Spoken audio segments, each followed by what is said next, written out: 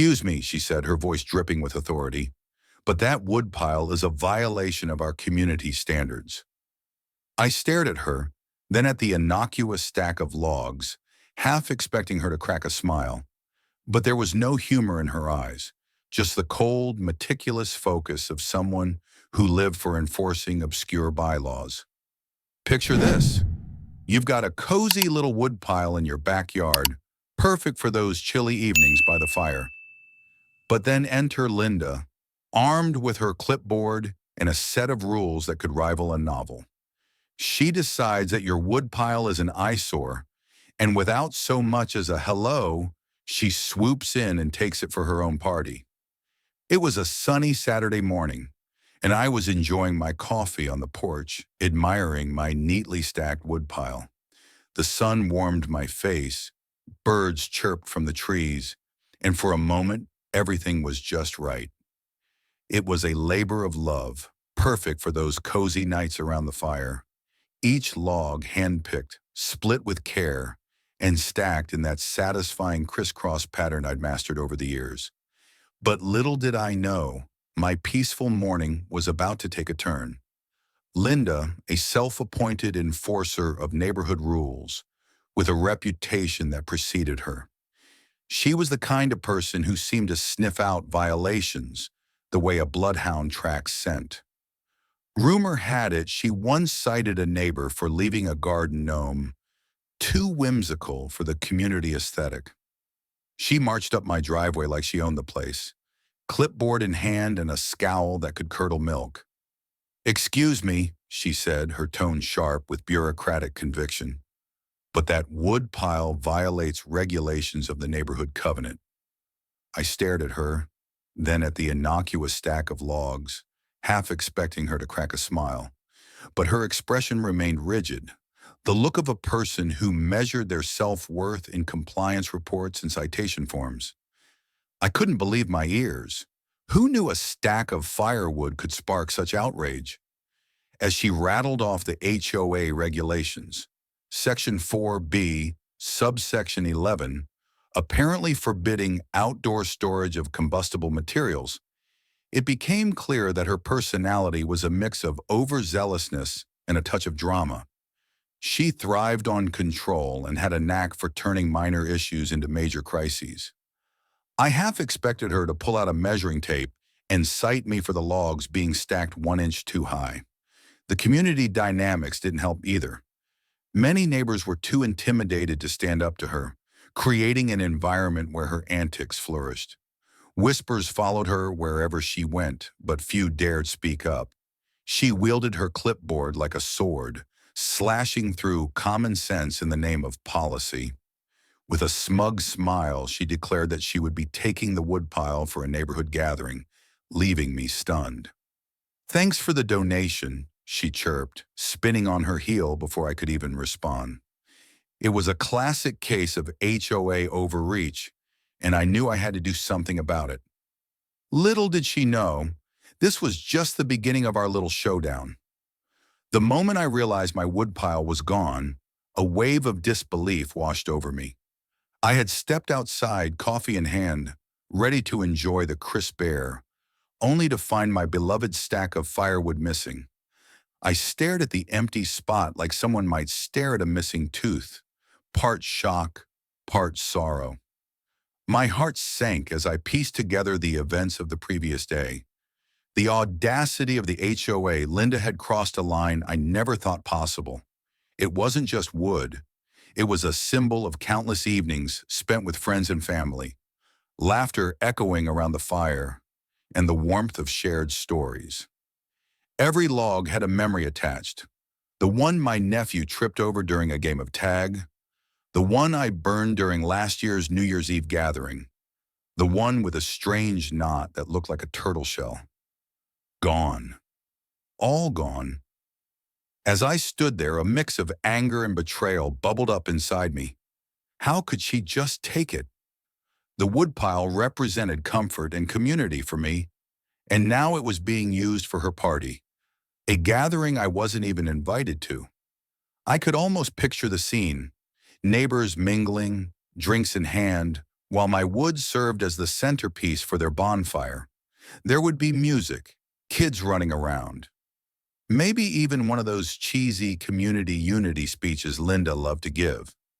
The atmosphere must have been lively, filled with chatter and laughter. But all I could think about was how my cherished wood was being used without my consent. The very image made my blood simmer. I imagined the flickering flames consuming my carefully stacked logs, the very logs that had been a part of my home and memories. It felt like a personal violation, and I knew I had to reclaim what was rightfully mine. This wasn't just about wood. It was about standing up for myself and taking back my space. As I paced back and forth in my living room, the gears in my mind began to turn. I knew I had to reclaim my woodpile, but I wanted to make a statement, something that would leave a lasting impression on HOA Linda. That's when the idea struck me. What if I delivered the woodpile back with termites? It was the perfect blend of humor and revenge, a way to show her that her actions had consequences without resorting to anything too extreme. I laughed aloud, maybe a little too maniacally, as I pictured her face. Could I really pull this off? Choosing termites was a calculated decision. These little critters are notorious for causing chaos, and I couldn't help but chuckle at the thought of her discovering them. It felt like poetic justice. After all, she had taken something that was mine without a second thought. But as I plotted this plan, I couldn't ignore the moral implications. Was I crossing a line? Would I be stooping to her level? I wrestled with these questions, pacing around like a cartoon villain, rethinking their evil monologue. I decided that a little harmless mischief was warranted in this case. It wasn't like I was burning her house down. I was just returning my property with a few passengers. The suspense built as I prepared for the execution of my plan. I envisioned the moment I would show up at her party, woodpile in tow, and the look on her face when she realized what I had done. Would she laugh it off, or would she be horrified? Would she scream, faint, or both? The thrill of the unknown fueled my excitement, and I knew this would be a moment to remember. It was time to turn the tables and reclaim my space with a twist. The day had finally arrived for my grand delivery, and I was both excited and a bit nervous.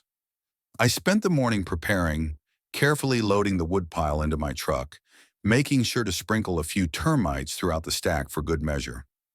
I could hardly contain my anticipation as I drove over to HOA Linda's house, rehearsing my lines in my head. This was going to be a moment of sweet, sweet revenge. As I pulled up, I could see the party in full swing. Neighbors were mingling, laughter filled the air, and there was my woodpile, now the centerpiece of their gathering. It even had a sign next to it, generously donated by a neighbor. I took a deep breath and hopped out of the truck, woodpile in hand. The moment I approached, heads turned and the chatter quieted. I could see Linda's eyes widen in disbelief as I made my way through the crowd. "Look what I brought back for you," I announced, trying to keep my tone light and playful. The reactions were priceless. Some neighbors looked shocked, while others stifled laughter. A few even pulled out their phones. Linda, however, was not amused. Her face turned a shade of crimson as she realized what I had done. "But don't worry," I added. "It's for the community. After all, it's a good cause." Just as I was about to deliver my punchline, a gust of wind swept through, causing a few logs to tumble from my grasp, scattering termites across the grass. The crowd gasped, and I couldn't help but chuckle at the chaos I had inadvertently created. It was the perfect blend of humor and revenge, and I knew this delivery would be one for the books. The moment I delivered the woodpile back with termites, the atmosphere shifted dramatically. HOA Linda's reaction was priceless. Her face morphed from shock to fury in a matter of seconds. "You can't be serious," she exclaimed, her voice rising above the murmurs of the crowd. The neighbors, initially taken aback, quickly erupted into laughter, some even applauding my audacity. It was a surreal mix of humor and chaos, and I couldn't help but feel a sense of triumph. However, the aftermath wasn't all fun and games. While many neighbors found the incident hilarious, others were less amused. Some felt it was a bit too far, and I could sense a divide forming in the community. My relationship with a few neighbors became strained as they worried about the potential fallout from my antics. HOA Linda, of course, was furious and vowed to escalate the situation, which only added to the tension. On the humorous side, my story quickly became the talk of the neighborhood. Someone even joked about forming a neighborhood resistance. Yet on a serious note, I realized that my actions had consequences. While I had stood up for myself, I also had to navigate the delicate balance of community dynamics. The incident served as a reminder that sometimes humor can bridge gaps, but it can also create new challenges in the quest for harmony. Reflecting on the entire experience, I've come to realize that standing up for oneself in community matters is crucial. It's easy to feel overwhelmed by the rules and regulations imposed by an HOA or a difficult neighbor, but this incident taught me that you have a voice and the right to defend your space. While it's important to maintain harmony, it's equally vital to assert your boundaries when they're crossed. On the humorous side, dealing with difficult neighbors can often lead to unexpected moments of levity. My woodpile heist turned into a neighborhood spectacle, reminding me that laughter can be a powerful tool in diffusing tension.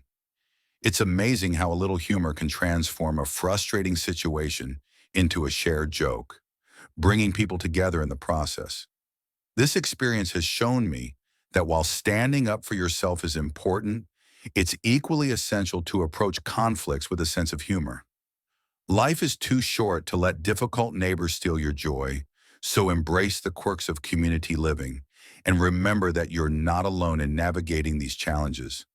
If this story moved you, don't forget to like, share, and subscribe for more powerful tales of resilience and justice.